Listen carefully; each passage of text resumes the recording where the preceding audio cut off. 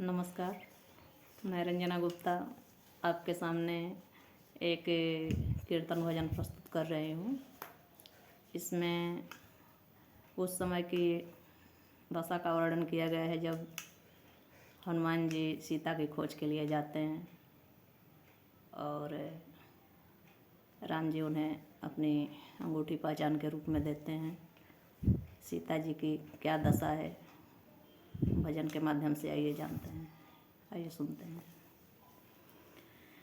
जाहो हनुमान लावा सिया के खबरिया, जाहो हनुमान लावा सिया के खबरिया, संग ले जमुनरी निशानी देखते उ तो जइहे पहचानी, संग ले जमुनरी निशानी देखते उ तो जइहे पहचानी,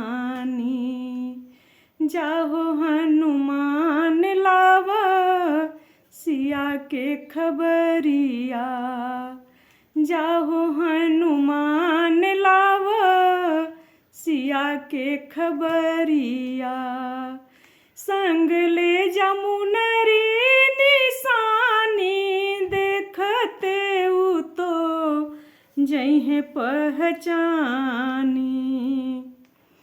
ना जानी कहाँ कैसे जियत हुई हैं, ना जानी कहाँ कैसे जियत हुई हैं, रोई रोई आंसुआ के पियत हुई हैं, रोई रोई आंसुआ के पियत हुई हैं, मनवा में बहुत गलानी देखते उ तो जइहे पहचानी,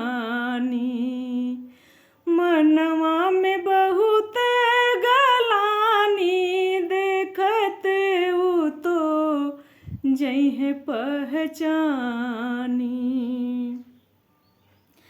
चले महावीर खोजे जंगल पहाड़िया, चले महावीर खोजे जंगल पहाड़िया, जाई के पहुँच गइले लंका नगरिया, जाई के पहुँच गइले लंका नगरिया, शोक में अशोक तरबानी देखते उ तो जइहे पहचानी, शोक में अशोक तरबानी देखते उ तो जइहे पहचानी, जाहो हनुमान लावा सिया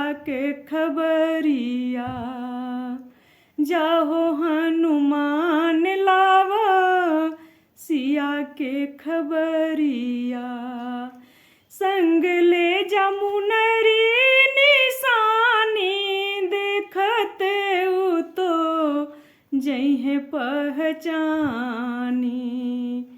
संग ले जमुनरी निशानी देखते उ तो जइहे पहचानी, हाथ जोड़ मांगे लिया शोक से अगिनिया, हाथ जोड़ मांगे लिया शोक से अगिनिया, राम के बिना हमें छोड़ी देब दुनिया, राम के बिना हमें छोड़ी देब दुनिया, खत्म होई सगरो कहानी देखते उ तो जइहे पहचानी, खत्म होई सगरो कहानी देखत ऊ तो जइहे पहचानी। जाहो हनुमान लावा सिया के खबरिया, जाहो हनुमान लावा सिया के खबरिया। ले जइहा अंगूठी निशानी देखत ऊ तो जइहे पहचानी। समय अनुकूल जब देखे कपिराई, समय अनुकूल जब देखे कपिराई। ऊपरा से दिए झट मुद्रिका गिराई, ऊपरा से दिए झट मुद्रिका गिराई। चकित चिहाई अकुलानी देखत ऊ तो जइहे पहचानी।